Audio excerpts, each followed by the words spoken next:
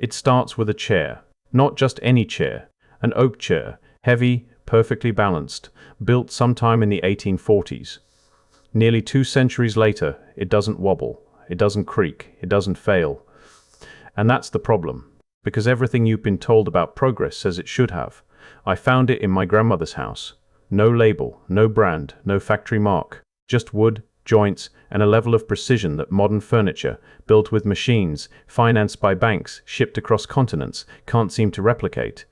So I started asking a simple question.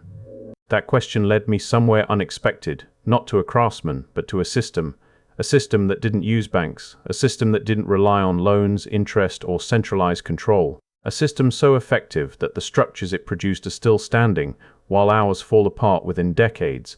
And then I found something even stranger. In the year 1817, Thomas Jefferson, former president, architect, one of the most educated men of his time, requested access to a carpenter's rulebook in Philadelphia. He was denied. Think about that. A president refused access to a construction manual. Why? What was inside that book that even Jefferson wasn't allowed to see? The deeper I looked, the more the pattern began to form. Before 1863, America didn't run on banks the way we think it always has. There were no centralized financial systems controlling every transaction. No universal debt structure tying individuals to institutions. Instead, there was something else. Guilds, barter, community credit, fair pricing enforced not by markets but by people, and then, almost overnight, it disappeared, replaced by something new, something controlled, something that required you to borrow just to participate. So the real question isn't what changed. The real question is, why was the original system erased? The trail leads back to a place most people have never questioned. The Carpenters' Company of Philadelphia, founded in the early 1700s, still operating today, one of the oldest surviving craft guilds in North America. But they weren't just carpenters in the way we understand that word now. They were master builders, combining what we today divide into architects, engineers, and contractors. When the colonies needed Independence Hall, they built it. When a meeting place was required for the First Continental Congress, they offered Carpenter's Hall, a structure they constructed themselves starting in the early 1770s. And here's the part that doesn't fit the modern narrative. These buildings still stand, not preserved like museum artifacts, not constantly rebuilt or patched together, but functional, stable, enduring. So what did they know that we don't? The answer was hidden inside that rulebook Jefferson couldn't access, a pricing system. But not the kind we use today. It was called unit pricing. Every stage of construction had a standardized, agreed-upon value, not based on negotiation, not based on supply and demand manipulation, not based on how much someone could be convinced to pay, but based on fairness, measured by experienced members called measurers, working in teams so no individual could inflate costs for personal gain. A system designed to eliminate exploitation on both sides. Think about that. A system where price wasn't weaponized. A system where value was agreed upon collectively. Now ask yourself, why don't we have that anymore? Because this wasn't just about buildings. It extended into how people lived. The Bureau of Labor Statistics, in a report from the late 1920s, described early America in a way that almost sounds foreign today. A system of barter existed throughout the first century of settlement. Currency was scarce and rarely used for wages. Instead, people exchanged labor for goods, services for materials, time for food. Credit existed, but not through banks. Through people, extended lines of trust between community members, sometimes lasting months, even years, not enforced by contracts but by reputation. Face-to-face systems that bound communities together. This wasn't chaos. It was structure, just not centralized. And that's where the official story begins to shift. Because we're told that by the mid-19th century, everything had become unstable. Thousands of different local currencies, state banknotes, with inconsistent value. A $5 note from one state losing value the moment you crossed into another. The Library of Congress documents, thousands of unique banknotes in circulation, counterfeits everywhere, confusion, instability. And that part is true. But here's what doesn't get asked. If the system was failing, why were the results still superior? Why do the buildings remain, while ours deteriorate? Why does furniture built under that system last centuries, while modern products are designed to fail? Why did a decentralized system produce durability, while a centralized one produces dependency? That's the first fracture in the narrative. Because what happened next wasn't just a solution to chaos, It was a replacement. And replacements don't happen without a reason. They happen when something needs to disappear. The shift didn't happen slowly. It happened in a single decade. In the early 1860s, something fundamental changed. Not just how money moved, but how people were allowed to exist within the system.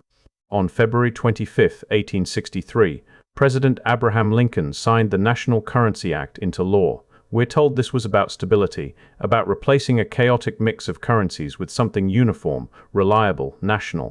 But buried inside the legislation, and confirmed by the Federal Reserve's own historical records, was a different purpose.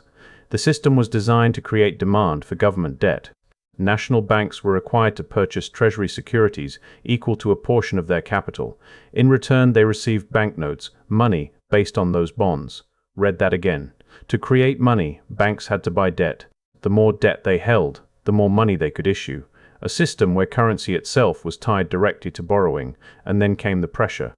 A tax placed on state banknotes in the mid-1860s, small at first, then increased until it effectively destroyed local currencies entirely. By the end of that decade, the decentralized system was gone. Not evolved.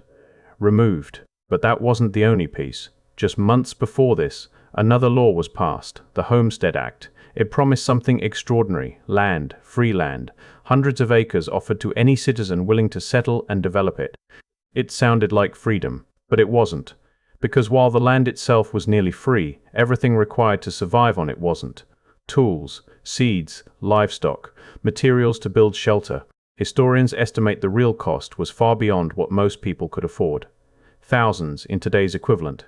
So people were given land they couldn't use. And then the new banking system appeared, ready to lend, ready to finance, ready to turn independence into obligation. This is where the pattern sharpens. One law offers opportunity you can't afford. Another offers the only way to afford it. That's not coincidence.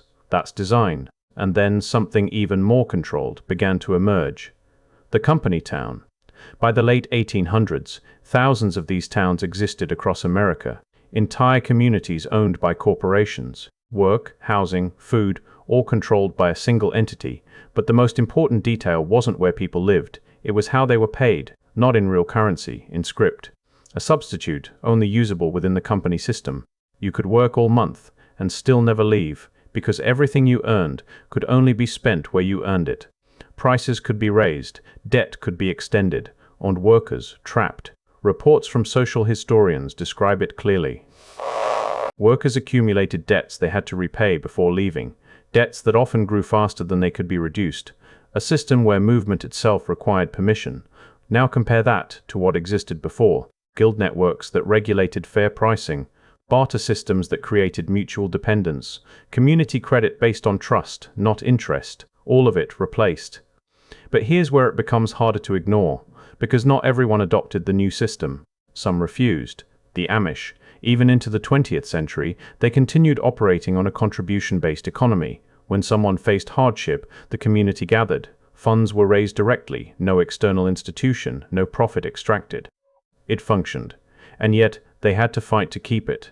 They clashed with federal authorities over participation in social security systems, not because they couldn't pay, but because their system made it unnecessary. Eventually, they were granted an exemption, but only through formal application. Think about that.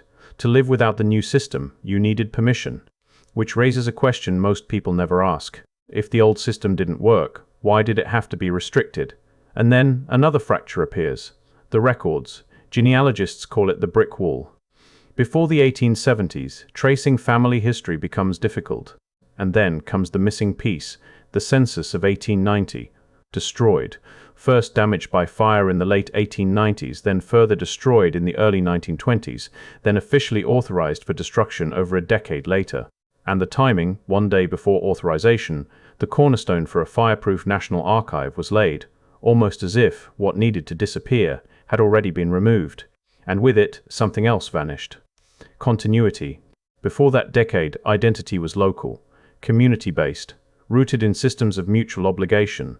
After it, identity became documented, standardized, recorded by the state. Worker, borrower, individual, not part of a system you belonged to, but part of a system you depended on. And once you see the pattern, it's difficult to ignore. Guilds replaced by corporations, barter replaced by debt, community replaced by institutions, choice replaced by necessity.